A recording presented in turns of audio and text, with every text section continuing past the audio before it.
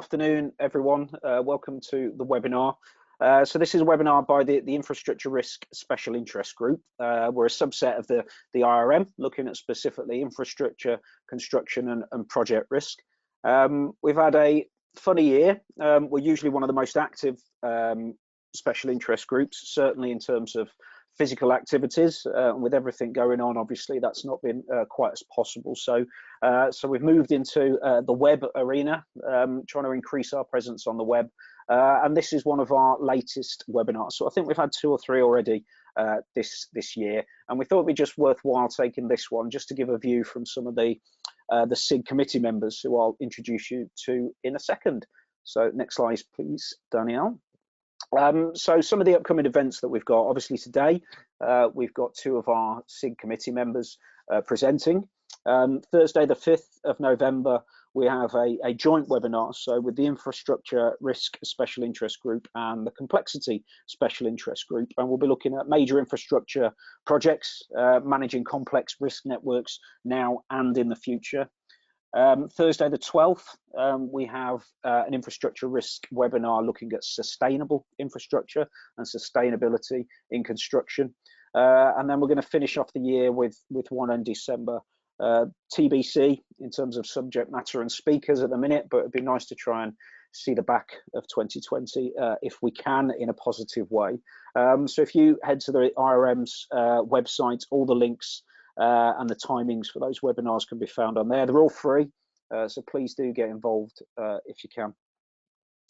Next slide, please, Danielle. So running order for today. So I'll take you through a number of slides, just a bit of an intro into the Institute of Risk Management, and also a safety moment and a couple of other slides. And then I'll introduce the first of our 2 speakers. So we've got Danielle Mudd, who is one of our SIG committee members. She'll be talking about using risk to inform project decisions. I'll let her introduce herself properly as part of the presentation.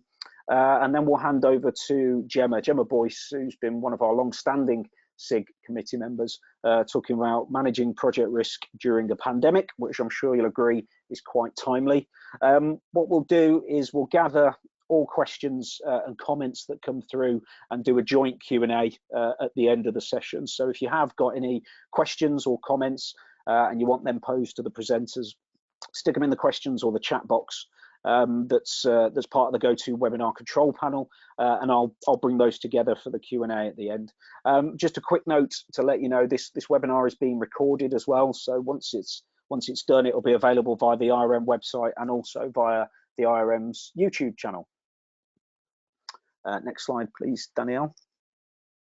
So who are the IRMs? So for those who are new to the Institute of Risk Management or the world of risk management, the IRM is the leading professional body for enterprise risk management. So the whole reason the IRM exists is to provide risk management professionals and the like recognised qualifications and training, but also to lead in setting best practice and finding new ways of doing things within the risk management space.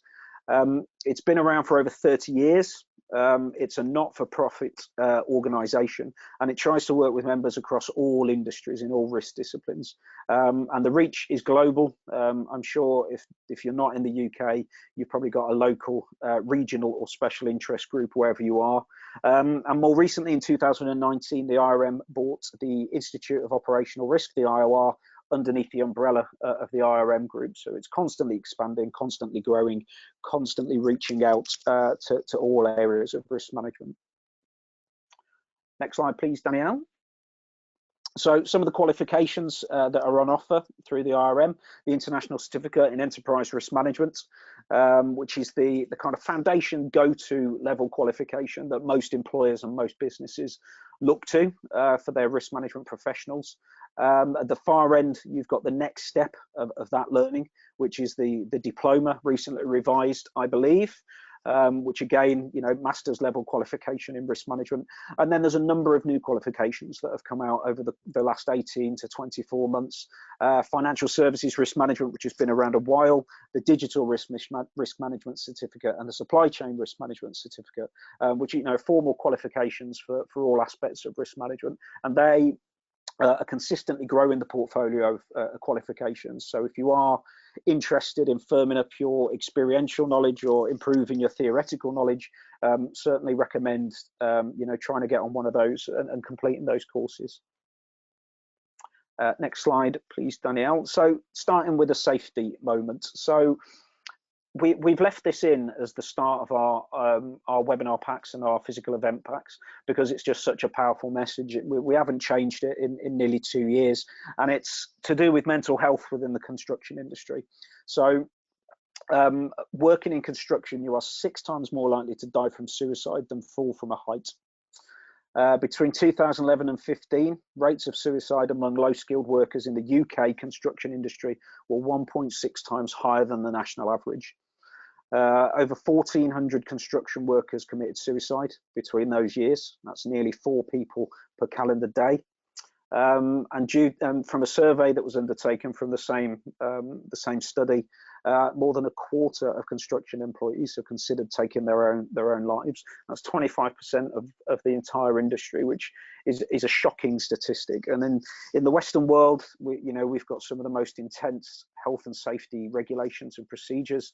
But I think these stats just show us that in terms of mental health, not just physical health, that we're slightly lacking behind. So it's worth always just reflecting on the people we work with and making sure that they're happy and that they're able to do the work, even more so with the state of the world currently.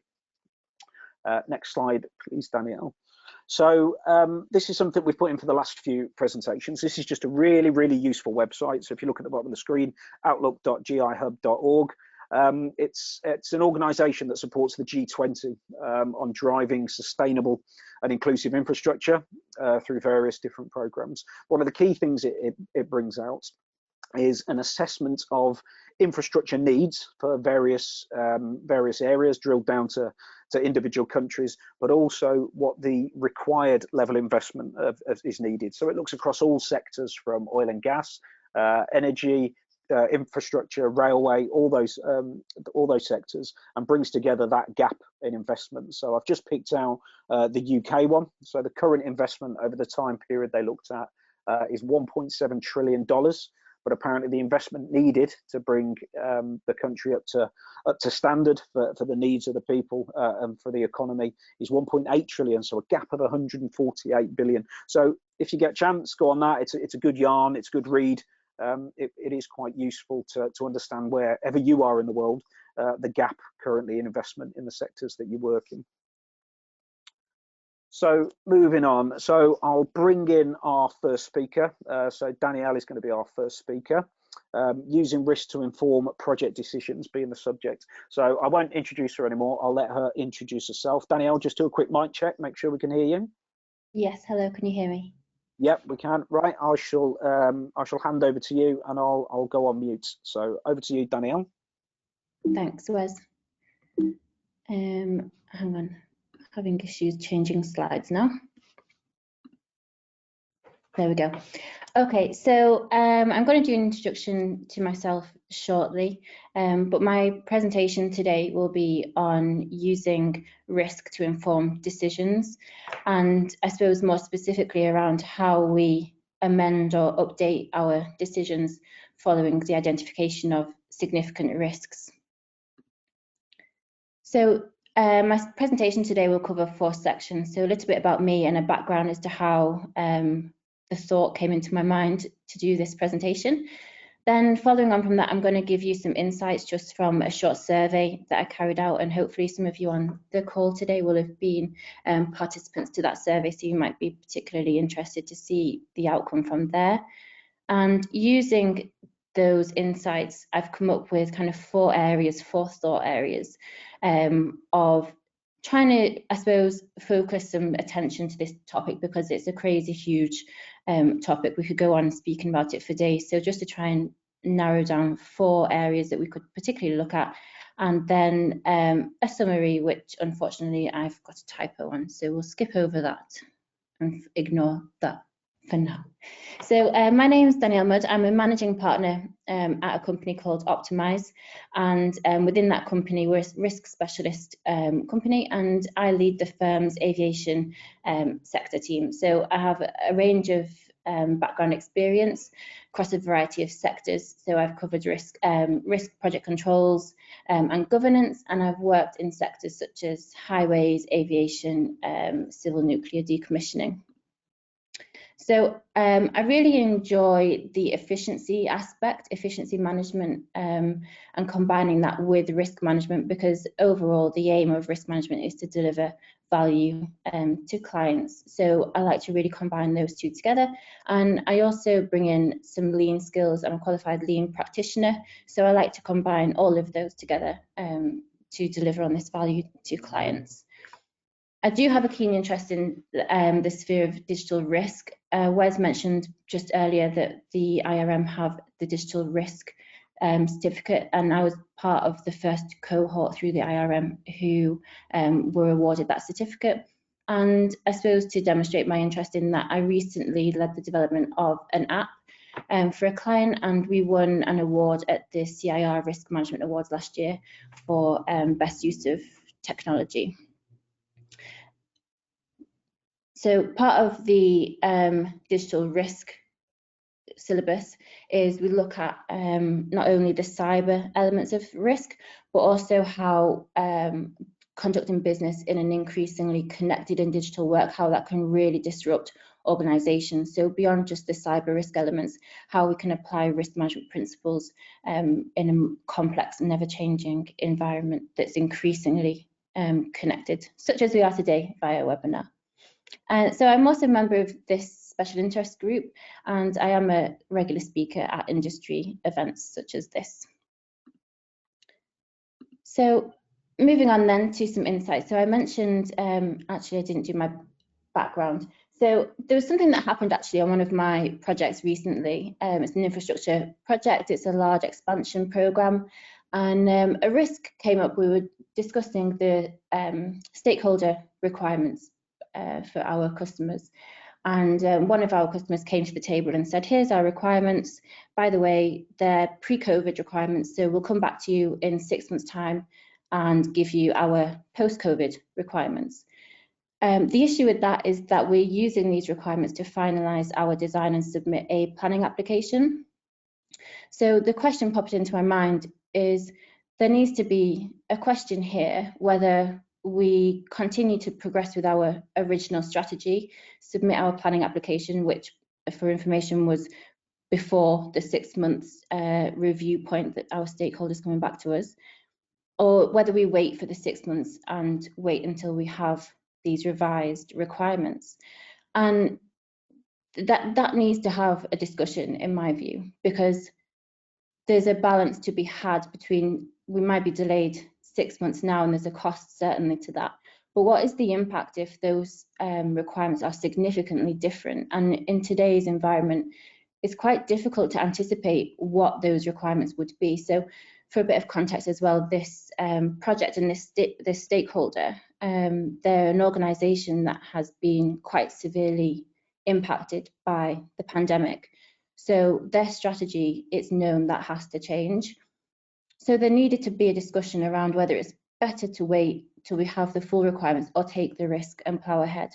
And when you look at the literature that exists currently around decision making and risk management, it's usually around involving risk at the point of decision making. And I couldn't really find much around how do we as risk professionals initiate that conversation again when we've already made our decision, we've already made our strategy and we're progressing through it, and something significant, a significant risk comes up.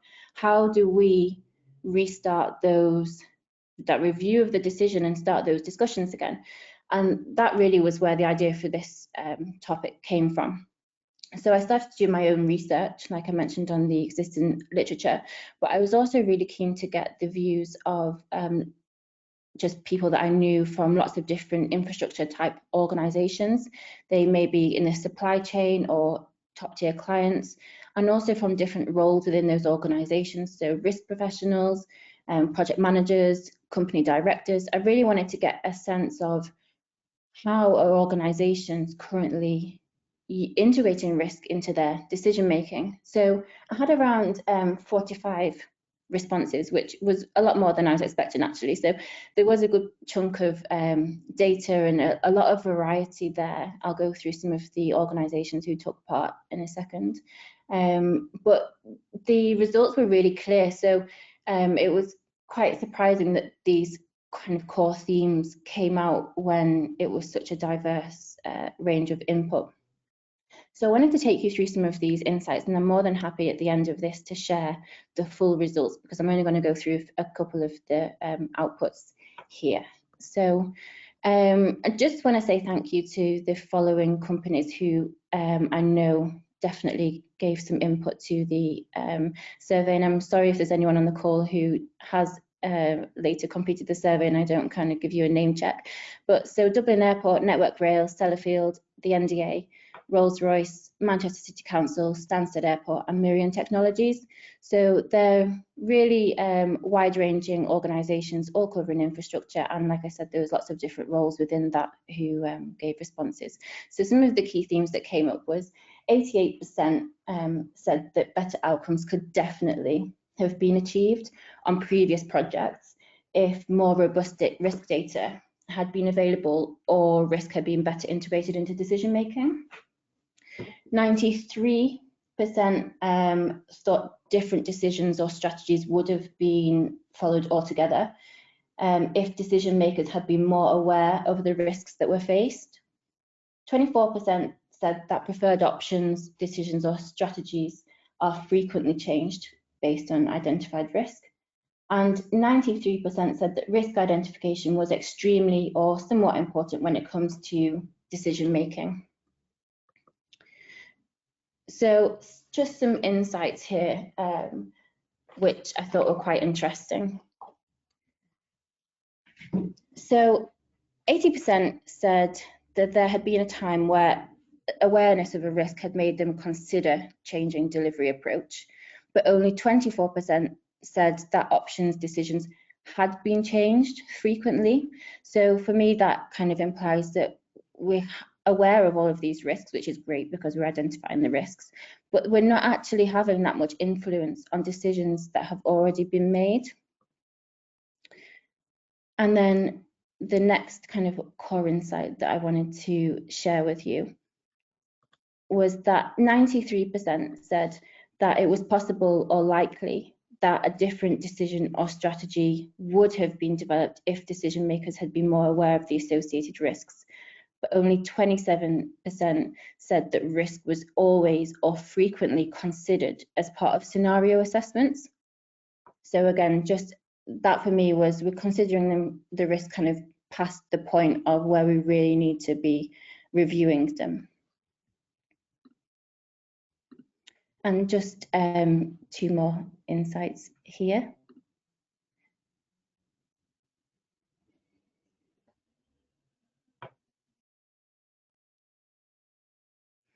So 88% said they thought better outcomes could definitely have been achieved on previous projects if risk had been more integrated with decision making, but only 24% said that decisions were always or frequently made with full awareness of the risks posed by each option. So for me, again, that's about bringing consideration of risk into that early decision making process. And then the final insight, just to share with you here, was that 93% said it was important for risks to be identified during decision-making processes, but only 31% said that a risk then subsequently had a high level of influence when it comes to setting baselines. So we nearly all agree that it's really important to be identifying risks up front and having those discussions. But when it comes to actually using that information to set cost or schedule or scope baselines, we're not integrating that output into those final decisions. And then there were just some key themes. So I had asked some people around what do you think would be key to better integrating risk into decision making, and these were kind of the key themes that came out. So culture was the big one, which is around changing that, making it ingrained, making it, someone said, making it part of the organization's DNA. That is risk management. Then we had some other key ones that not all of them are on there, but there was a note to say better understanding and appreciation of the influence of risk, a change in perception. So this is particularly around decision makers and also senior leaders having a change in perception of risk management and really setting that tone from the top and the buy-in from the top. There was also a comment around building risk appetite into that decision-making process, so making decisions with your risk appetite in mind, which we'll come on to later. Communication was a key one, refining our risk data and presenting it in a way that is easily read and understood by our stakeholder groups. Open discussion, impartial assessment and better use of data. So as a section later on, removing bias from estimates, and then the quantification of risk, which is another key topic which I'm going to come on to. A few of the other ones that are not on there was less bureaucracy, which I think we can probably all agree there's quite too much bureaucracy sometimes in some organisations, and also making risk more dynamic, especially at the corporate level. So moving on then to just my thoughts of the outputs from the survey. So there were kind of 4 key areas that came out for me, which was culture, data, objectives, and discussion.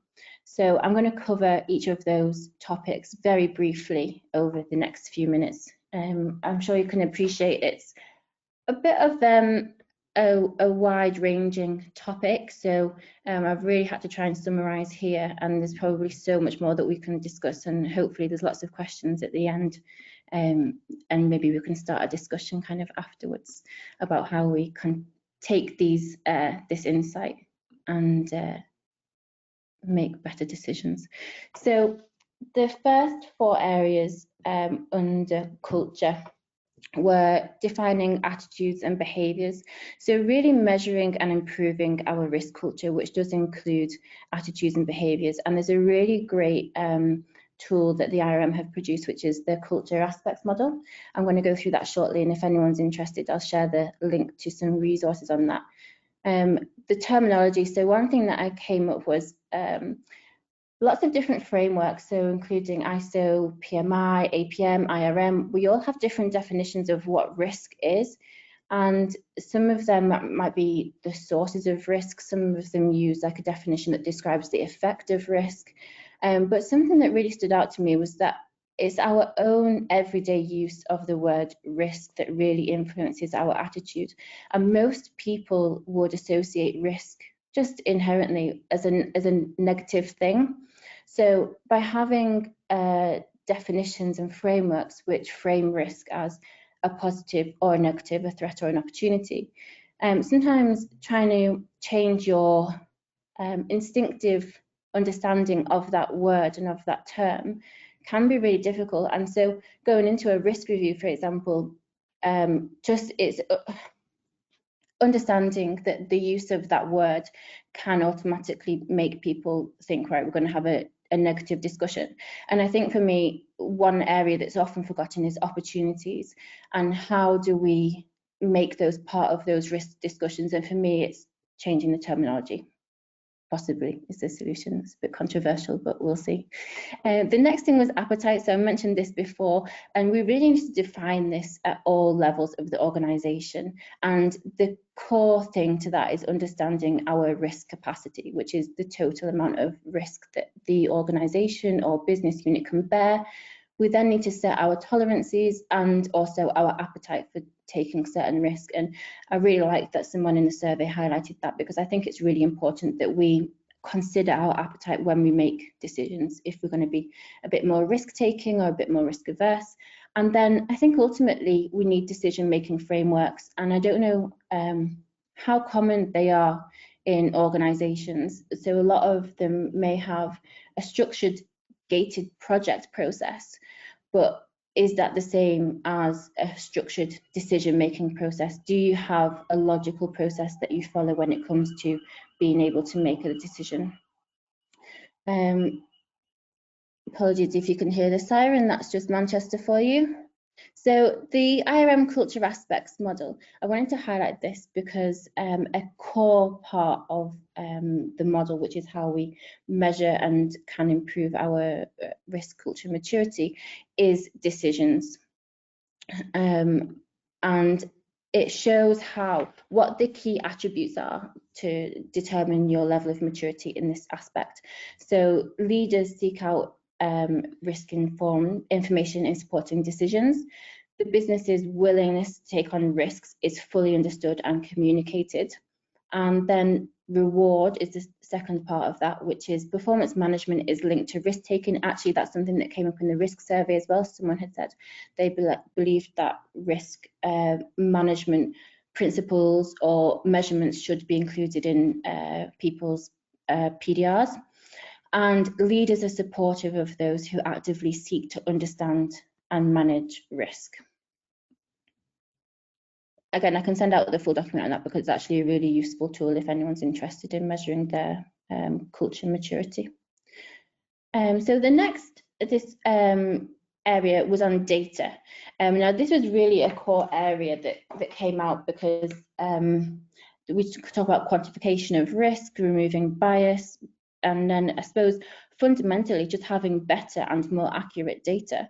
So we really need to be clear on our data. We need to understand what data we need to make a decision, what data we have, and how we're going to fill those gaps. When it comes to removing bias, this should be from all data really, but especially from estimating and from the cost of projects, the schedule duration of projects, value assessments and risk quantification itself. So those inherent biases, we really need to get to a point of removing them. And there's several techniques that measure that. So one of the KPIs that your organisation might have, for example, is a measure on your accuracy of your estimates compared to your outturn costs. And depending on how low you can set that threshold and you consistently meet, that suggests the lower that you are in terms of the less variation that you have between your estimates and outturn costs, the less bias that you have. And that comes into a topic later on, which is around learning from experience and using that benchmark data. But it's really a big area, big topic, and there's lots of other reading that you can do on that area. It also includes the individual risk attitudes and perception of people. So that means when it comes to assessing risk and quantifying that, trying to make that as impartial as possible and making sure, using different techniques to make sure that the answer and the inputs that you get are impartial and bias-free. Because our unaided intuition, it very often leads us to make inconsistent trade-offs between value and risk. And most people typically exhibit excessive conservatism when it comes to taking risk. And we unknowingly make choices that are inconsistent with our long-term objectives because of this reason. So we really need to get to a point of being risk neutral. And that means being objective about money. So considering project decisions and project outcomes that are relative to the size of the organization's capital, not necessarily just your project budget, if that makes sense. So being objective about money, that is, we look at the scale of the outcome. The scale of the outcome doesn't matter. So if it's 10 million or 100 million, that doesn't matter. What matters is the value that brings the organization and choosing the option that brings the most value. So if monetary objectives or measurements seem to be a particular issue where there's just too much focus on that and a lot of hesitant when it comes to when you see the dollars or the pound size on the page, that kind of brings in some hesitancy.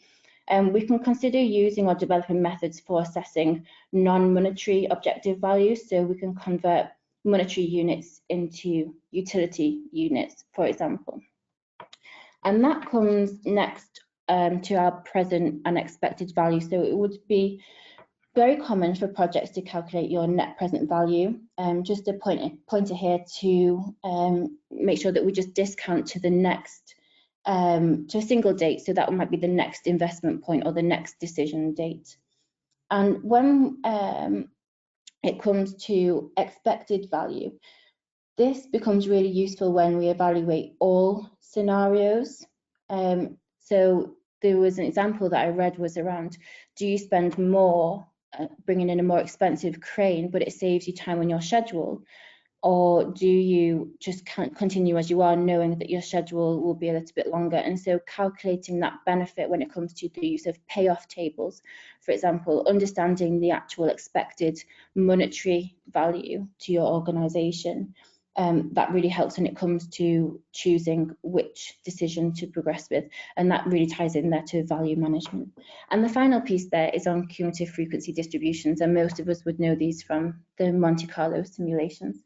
So the point of that really is that we collect a range of outcomes and we're able to give a most likely figure with confidence that we've considered multiple ranges. And just to offer another tip on that point, it's just to make sure that when we're giving outcomes that we do present them as a range rather than a single point, because going back to the bias, there is this thing called anchoring, where people kind of become fixated on the first number that you tell them or the first date that you tell them, and it's really difficult then to change that perception. Anything beyond that is, well, why you told me this number, so this is the number kind of thing. So just to try and get into the habit and trying to build that kind of reception in your organisation, that they're receptive to ranges of outcomes rather than single points.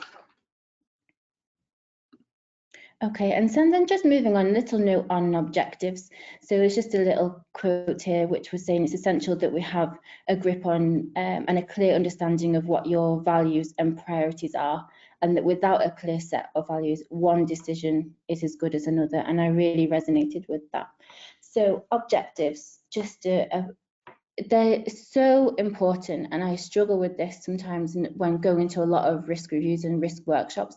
It's the first thing that I will ask us to go through as a team, and it's to get really clear on those, because risk is to our objectives. But when it comes to decision making, a decision maker should act according to the organisation or project's mission or objectives. And typically, these are aligned with different stakeholder group interests. It's critically important that objectives are clearly understood. And in addition to the calculations with probabilities that we just discussed, there needs to be a way to measure outcome value, and that is the value in the context of the objectives. What is the mission? What is the organisation or project's purpose for existing? It's really impossible to overemphasize the importance of being clear about this, because it is the basis for valuing the outcome of your decisions. So decision policy should measure our progress towards our mission and objectives, and we really need to bring that in much clearly when it comes to risk management and also decision policy. And I'll speak a little bit more around a specific example of that, just leave you with a food for thought at the end of the presentation. So when it comes to discussion, I think we would all agree that these are kind of common sense, but really having an open and honest discussion at all levels of the organisation, kind of changing this, unwillingness to receive bad news and to give bad news. And for me, going back to the ranges offering, it shouldn't be bad news. It is what it is. It's not bad news or good news. And we just need to be open and honest around discussing those findings and the outputs and the inputs that we have. Tying on to that, trying to be really clear and concise. So understanding that at a senior level of the organisation, maybe people don't want to see the whole lines of data that we have, but how do we give them that single one or two pieces of information that really makes everything clear to them? And then we need to really integrate and initiate discussion on risk. So we need to encourage risk professionals and risk management itself to be integrated at all project levels rather than a standalone service. And we really need to be able to initiate discussions at points of significance rather than only at set decision points. That's what I was saying earlier. When something comes up, how do we initiate the review of the decisions that we've already made? And then really important is learning from experience, or kind of a post-investment review. And these should be standard and they should feed back into our system. including outturn, costs and durations. And then we should really use that data for future projects, and goes back to that removing bias and benchmarking our own specific set of data, because every organisation is different, every project environment that we do is different. So making sure that we have data relative to our organisation is really important. And so then just my summary, just to finish up. So just some closing thoughts here. So really be clear about objectives and the mission. So it's much easier to focus on a single objective and get really clear about that. So for example, providing great customer service is often identified as an objective, but is it really an objective? It's certainly a theme, but doesn't providing great customer service just increase the likelihood that customers will return, spend more money, recommend to friends? And the reason that we want them to do that is to increase revenue, which will in turn increase shareholder value. So great customer service is a mechanism for delivering that objective. And I just wanted to highlight that out, because there's a lot of objectives that are stated like that at an organisational and project level, but sometimes they're not actually objectives, they're mechanisms for achieving our objective. And if we can kind of ask the 5 whys and kind of step back a bit more to really narrow down those specific objectives. I also prefer if they're monetized, so that or quantified, so that there are mechanisms for measuring exactly how much each project or program contributes to achieving that objective. I much prefer that. So just try and get it down to 1 or 2. But if you do have more than 1 objective, there are ways of measuring multi-objective values rather than just having that single monetary function that I discussed earlier. But just to note that there are some organisations who obviously increasing shareholder value isn't their primary objective. So charitable organisations, or other not-for-profit organisations, and any public sector organisations who may have other objectives. So consistent decisions in an organisation require a clear decision policy. We need to develop a risk policy that's aligned to our risk attitude, and also that incorporates our risk appetite, capacity and tolerances. We need to develop a method for calculating the value of investments, so that monetary or utility value that I discussed earlier, and we should choose those options that deliver the greatest expected value. So we often compare options to a do-nothing scenario, but we really need to be comparing multiple options compared to a do-nothing scenario to really understand which ones deliver the greatest value. So consider the use of influence diagrams, decision trees, payoff tables, and decision matrices to really visualize in monetary or utility value terms how each decision and element within that contributes to the greatest overall delivered value. And we need to develop methods to remove bias from estimates, as discussed. And we need to ensure that unbiased, robust risk data is captured, considered and communicated as a range, so particularly by the use of Monte Carlo simulations and those cumulative frequency distributions that we discussed earlier. So that was it from me. I just wanted to end on a quote here from a former CIO, and she said that by establishing milestones, gates and questions along the way, you're ensuring that you're being smart about the risks that you're taking, and as hard as it is, you've got to be ready to say, we are stopping. And that is it from me. Thank you very much, Danielle. That was really, really good. And I'd certainly welcome a copy of that culture and maturity assessment that you mentioned halfway through. So if you have got any questions for Danielle, please stick them in the chat or in the questions box through the GoToWebinar app. I'll collate those all towards the end. I've already had a couple of questions in, which I'll bring to you at the end. But for now, Danielle, thank you very much. Take a breather, grab a drink, and I shall hand over to Gemma. So just a quick mic check. Gemma, can we hear you? Hello, yes, here I am. Perfect. We can hear you. So, Gemma Boyce, I shall hand over to you to take us through the next section. Brilliant, thank you, Wes. Just to introduce myself, my name is Gemma Boyce. I'm a risk management professional with over 10 years experience, primarily in the railways and aviation sector. I've been part of the IRM SIG group for approximately 4 years now. And I also have the IRM Risk Management Diploma, the IVM and the APM certificate. And I've previously worked on lots of railway jobs, including Crossrail and more recently London City Airport, which is what I've based my presentation on. But I've recently moved jobs and I'm working for Faithful and Gould as part of the East Coast Digital Railway Programme. Next slide, please, Danielle. Okay, my presentation today sets out my experience of managing infrastructure projects during a pandemic. Next slide, please, Danielle. I was part of a large team managing an infrastructure project, and as part of my role as risk lead, I'm setting out today some of the ideas and experiences that I've encountered over the last 8 months or so.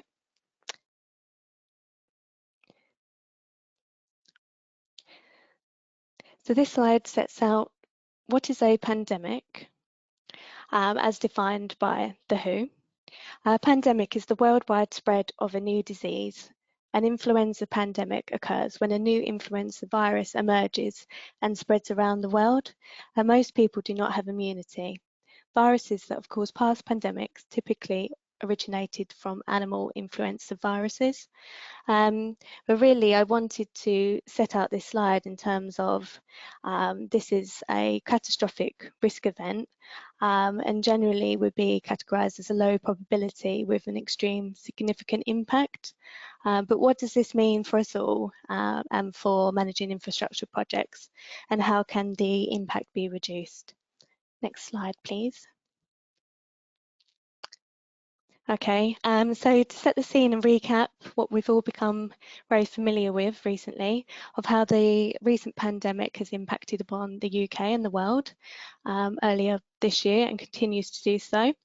The WHO declared the novel coronavirus outbreak a public health emergency of international concern, and they raised the WHO's highest level of alarm on the 11th of March, and COVID-19 was declared a pandemic.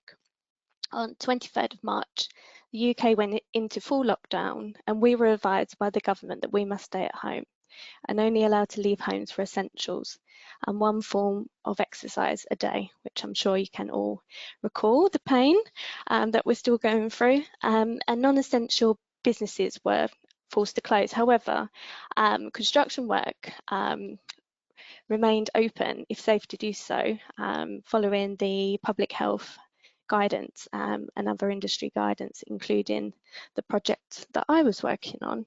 So next slide, please. Okay, but before we go on to the infrastructure projects, I wanted to set out the Swiss cheese model, which we're probably all familiar with, but in terms of relating that back to a pandemic, what measures can be implemented to reduce the chances of contracting COVID? And the Swiss cheese model provides a visualization of how the public health and WHO guidance interventions work together. Well, one intervention on its own provides an imperfect barrier to the virus transmission by the holes in the cheese, and it displays why we need the multiple interventions stacked together, such as social distancing, wearing the masks, washing hands and rapid testing. And this is just some of the guidance recommended, but what can be done for managing infrastructure projects. Next slide, please. Okay, so at the time of the lockdown, I was working on London City Airport major redevelopment programme. The programme is set to deliver 8 new aircraft stands, equivalent to the size of 11 football pitches, being built, and the creation of UK's first digital air traffic control, and a full-length parallel taxiway. And as you can imagine, already experiencing lots of different risks that need to be managed. It's in a busy location, close proximity to Canary Wharf. We've got the surrounding waterway and dock, and there's a number of other risks to be managed there. So probably adding a pandemic to the mix is less than desirable. Never mind. Next slide, please. Okay, so you're probably fairly familiar with this framework if any of you have worked in risk for a while. This is the ISO 31000 standard for risk management, and this is the approach that was undertaken by the airport to respond to the pandemic. It's already a risk framework that was embedded into the programme, and this really was our starting point in terms of managing those risks. It's a 7-step process establishing the context, risk identification, risk analysis, risk evaluation, risk treatment, and the continual monitoring review, including communication and reporting. And the next few slides set out the high-level process which was undertaken. Admittedly, this is uncharted territory for everyone to manage a pandemic and run a construction project at the same time. But by utilising the existing strategy, it at least provided a robust process and a structure to step through and provide a comprehensive risk management at the same time. Next slide, please. Okay, so step 1, establishing the context. It was important to reevaluate a number of the risks based on the information and the known issue of the pandemic. We excluded the day-to-day operational risks as they were being managed separately. Redefine of the assumptions, dependencies and exclusions. Review whether any other projects were impacted. And also really have a look at whether there were any new stakeholders. And actually, it turned out that there was. We was close proximity to the Nightingale Hospital, next to the Excel Centre, and also the Royal Air Force potentially wanted to use the runway, so a major consideration there. And also making sure that we revisited the success criteria and put safety and well-being at the top of the agenda, and make sure that if construction was to continue, that it was safe to do so and sustain the ongoing safe development of the airport. Next slide, please.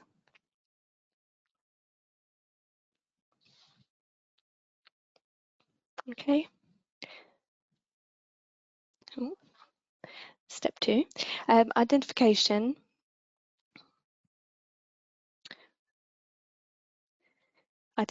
Okay.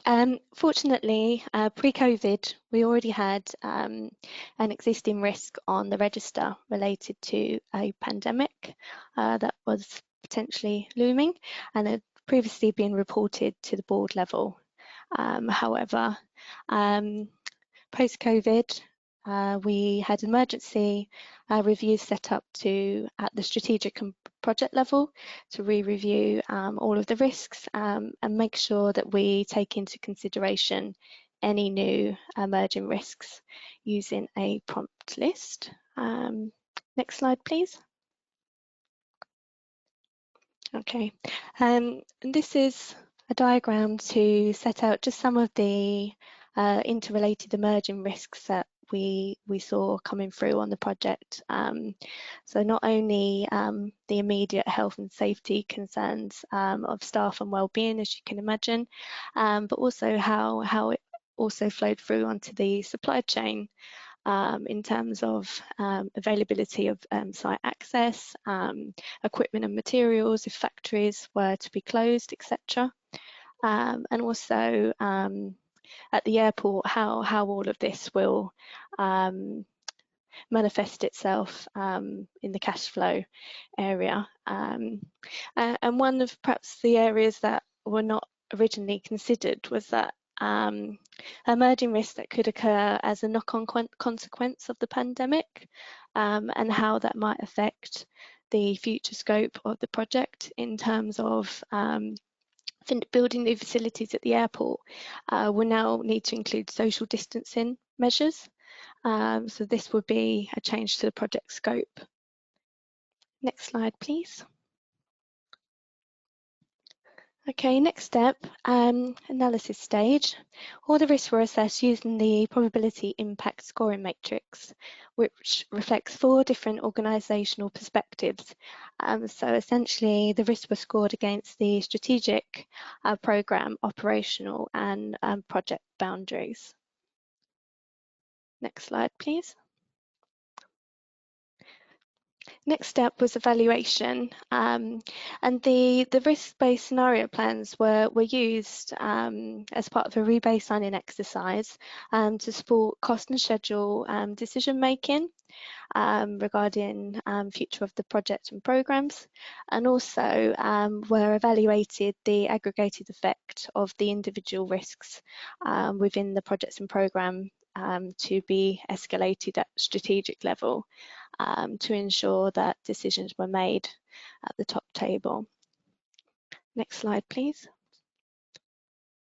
Treatment. Okay, this is a little bit of a busy slide. I've tried to set out just a few of the examples of how the construction program set to respond to the pandemic. It's not limited to just this list, but I thought I would set out the examples that were the most important. So plans were established to reduce the impact across all areas impacted and to reduce the impact on key stakeholders. Particular note to the business continuity and crisis management plans were enacted, a very important part of the process. All throughout the pandemic, we have implemented the guidance from Public Health England and the Construction Leadership Council. Checklists were created with metrics for ongoing monitoring to ensure adherence to social distancing measures, including a survey which was issued to the workforce to make sure that they were comfortable and felt safe coming to work each day. And that was continuously reviewed and lessons learned were appropriate. The senior management team engagement in terms of risk was massively enhanced, and a weekly COVID subcommittee was set up. And all throughout, the comms have been tried to be as consistent as possible, and clear messages issued to the workforce regularly from the top team. Next slide, please.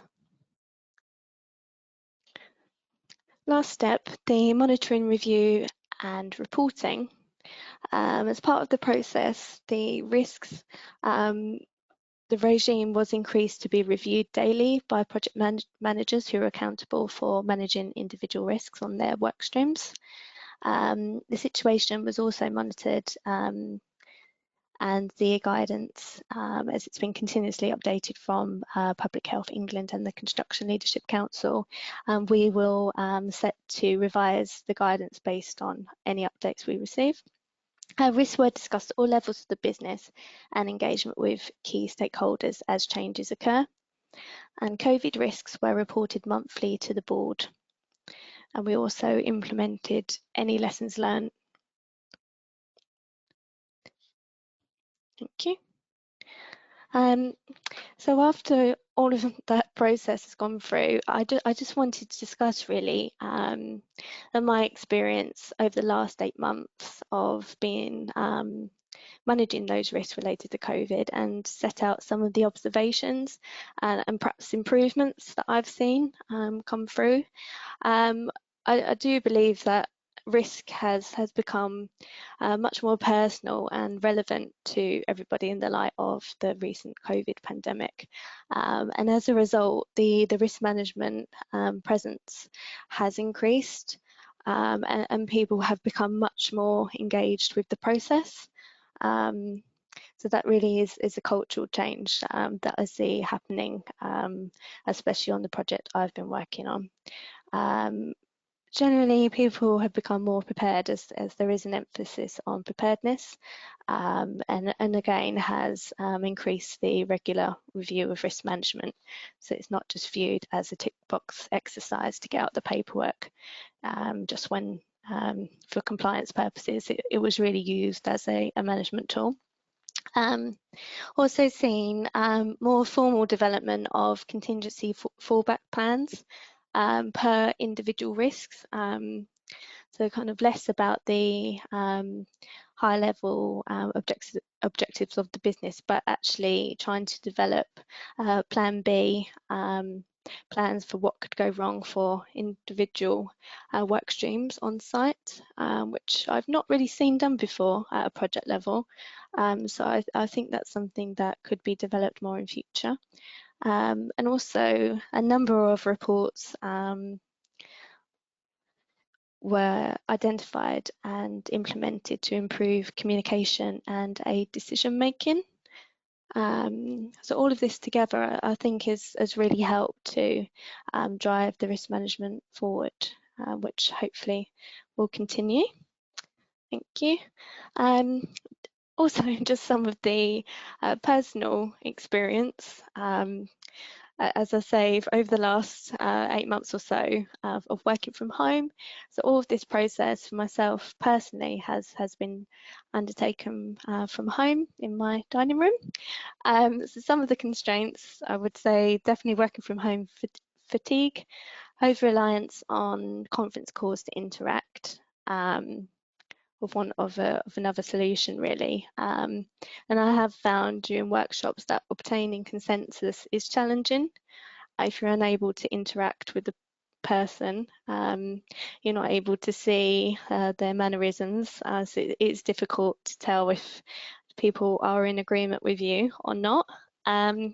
Fortunately, we all had existing relationships and we all knew each other, so it makes it much more easier to have a team discussion, and I've found that being on the Teams calls, actually it forces you to listen more to what the person is actually saying, which is completely invaluable in risk meetings. And opportunities across the programme, we did find that there was an unexpected efficiency during construction, which we didn't expect in the programme, that we were able to exploit the operational downtime, and also the reduction in interfaces across the work sites. It was improved, so we found a time saving there, and I think, as per my previous slide, I've seen improvements in the risk culture and communication. Next slide, please. So now we have the risk management process in place for a pandemic. Got to ask the question of what could potentially happen next, and are we prepared for the next big catastrophe or crisis, and how should risk management respond to this? Should we be scanning risk on the horizon to consider more low probability, high impact risks, make sure these are well understood on the register? Next slide, please.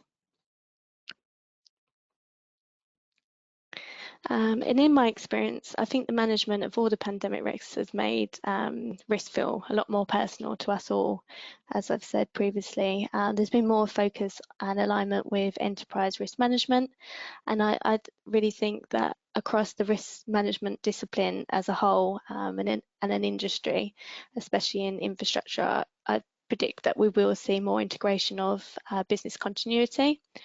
And additionally, I think the maturity will continue to grow on projects and programs, and we will see new processes emerging, potentially around identifying black swan events and capturing low probability, high impact risks, and potentially there might be new software provided to help us manage this in future.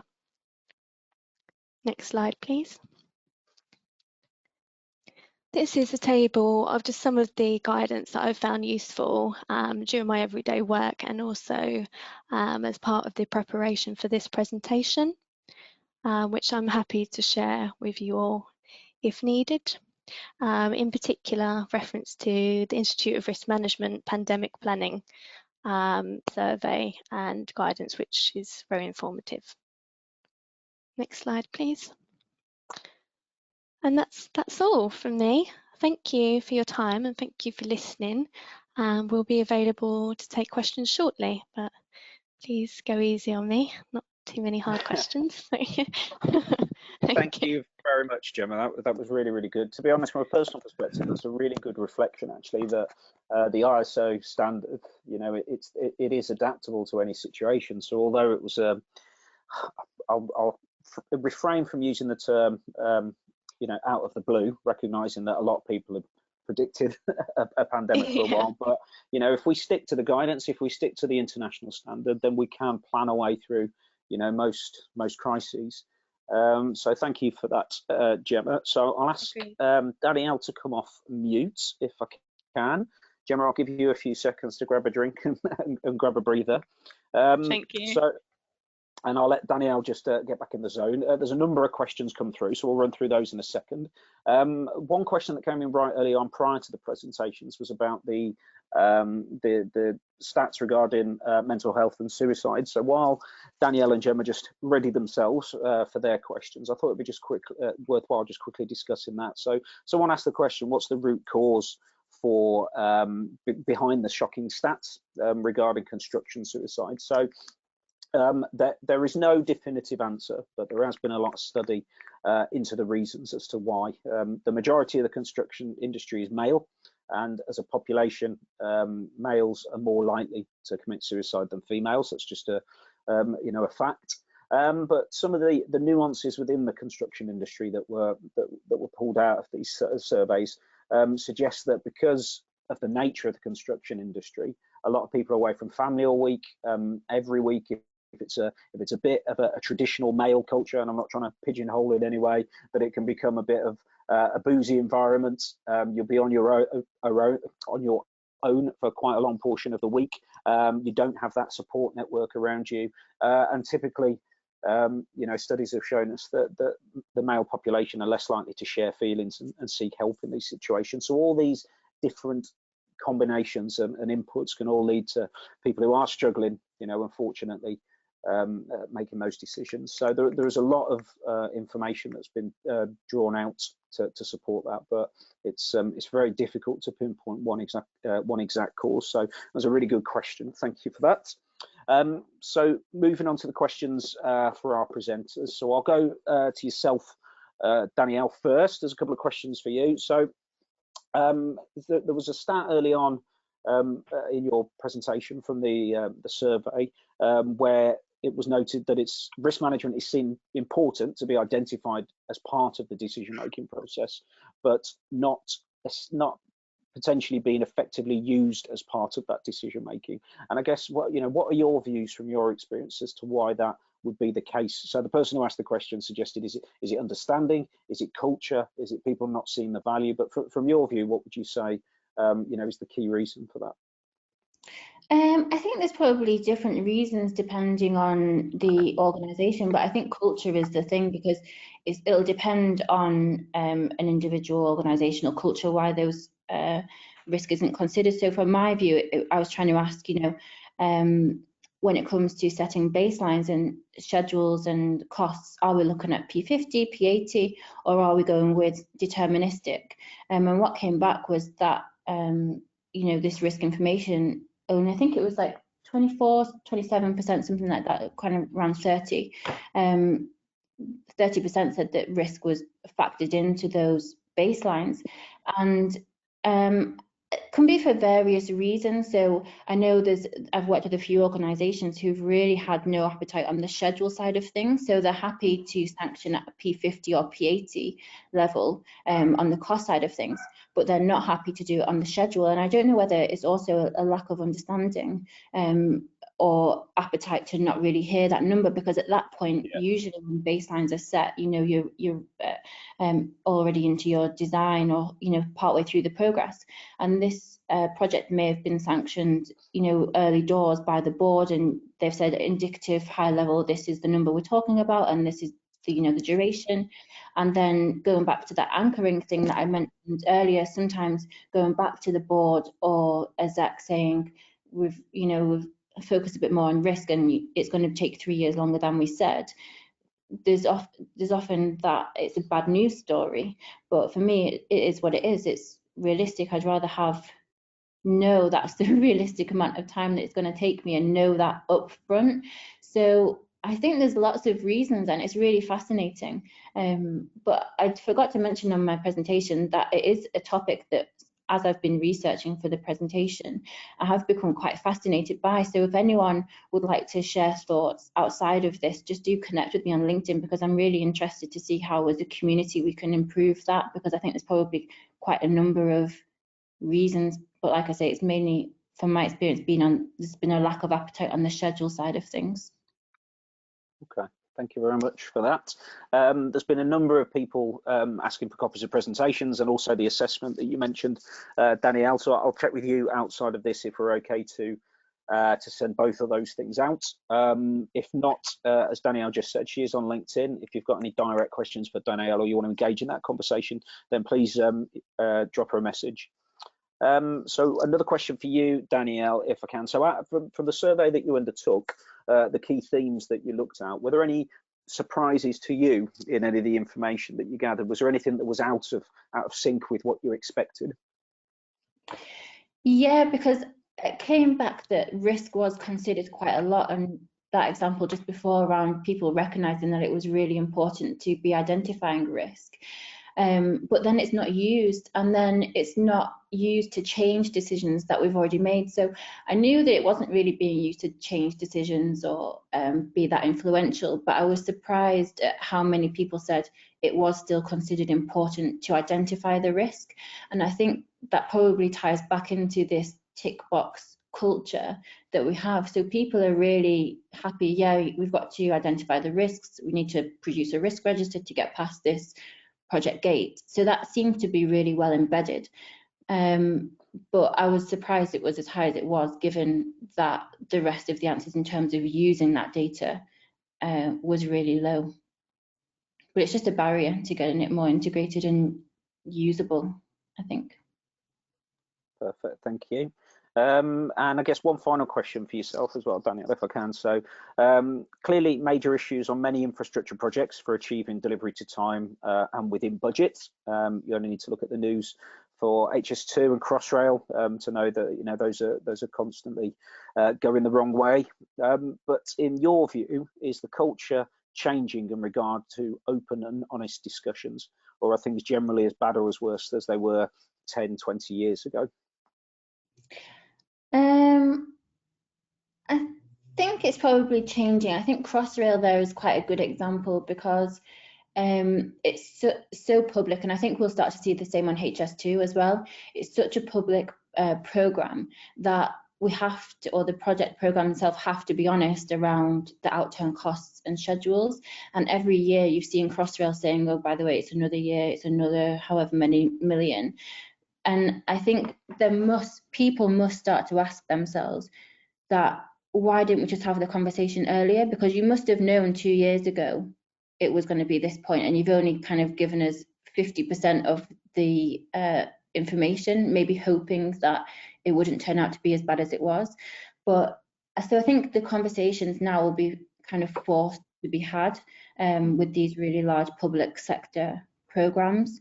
So hopefully it's not as bad, but I've not been around for working in infrastructure for 20 or 30 years, so really don't know what it was like back then. Was it terrible? I know, I did realise when I asked the question, I didn't want to assume your age. So I'll give you a rest for a second then, Danielle. And Gemma, I'll just ask you some of the questions that have come through. So someone's raised a question about the pandemic risk, originally pre-COVID, the fact that it was identified and escalated all around. In hindsight, how mature do you think the organisation you were working through was in understanding the real potential impact of that risk? Probably fairly low. I mean, I think it's one thing to identify the risk and be tracking it. I must say, although it was identified, it was probably within this year. It was probably in the January. I don't think it was on the register prior to that. But in response to the pandemic, the business continuity and crisis management plans were already available, so they were somewhat geared up for it. But I would say that didn't really follow suit for the construction programme. I don't think that those two are really aligned there, apart from how to keep the workforce and the staff safe. I think in terms of managing the risks on the construction programme, I think that was something that was developed post-COVID, in my opinion. That's where we could improve.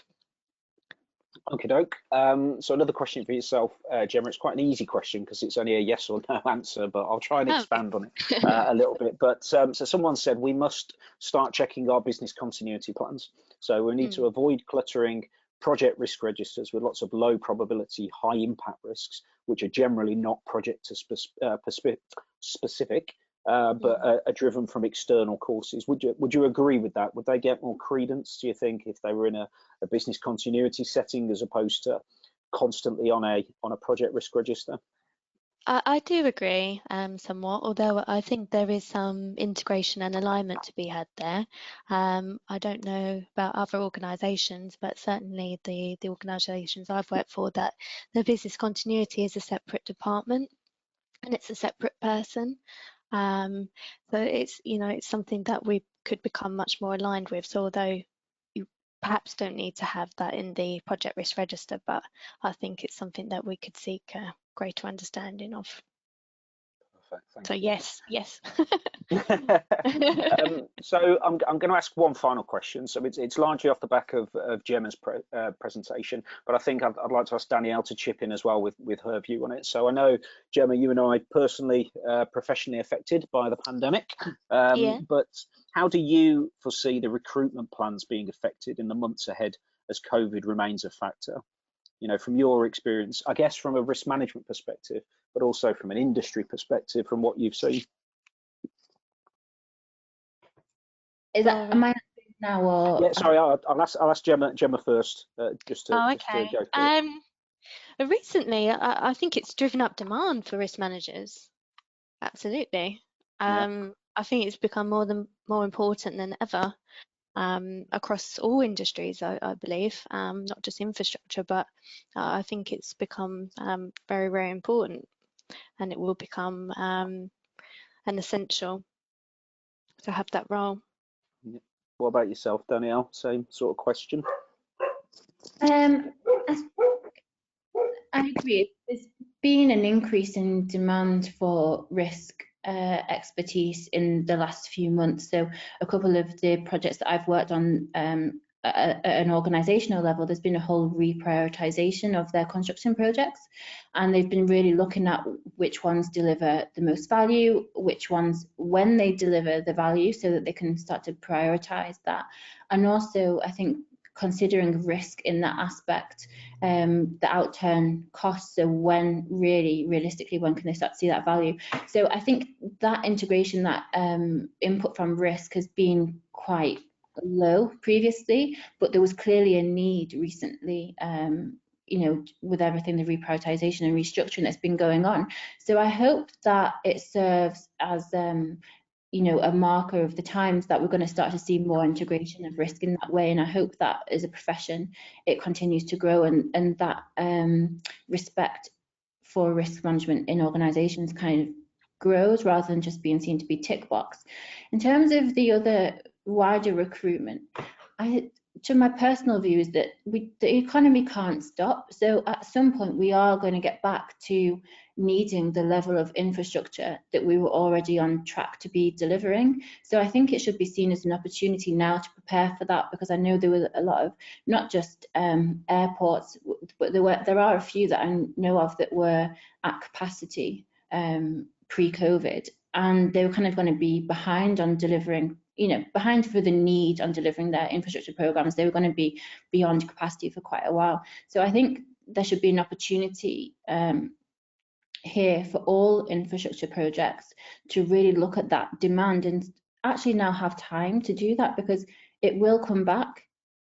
So I hope that that's the way that it's seen, rather than just a complete pause on economy and construction and everything, you know, for the next 6 months. I really hope that's not the way that we go.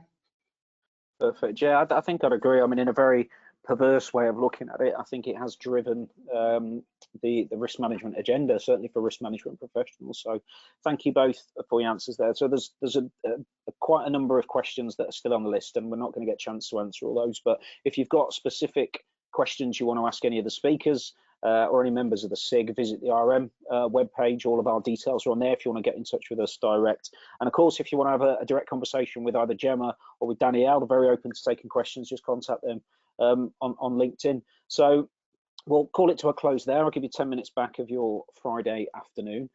Thank you to the IRM for hosting the webinar and allow us to do that.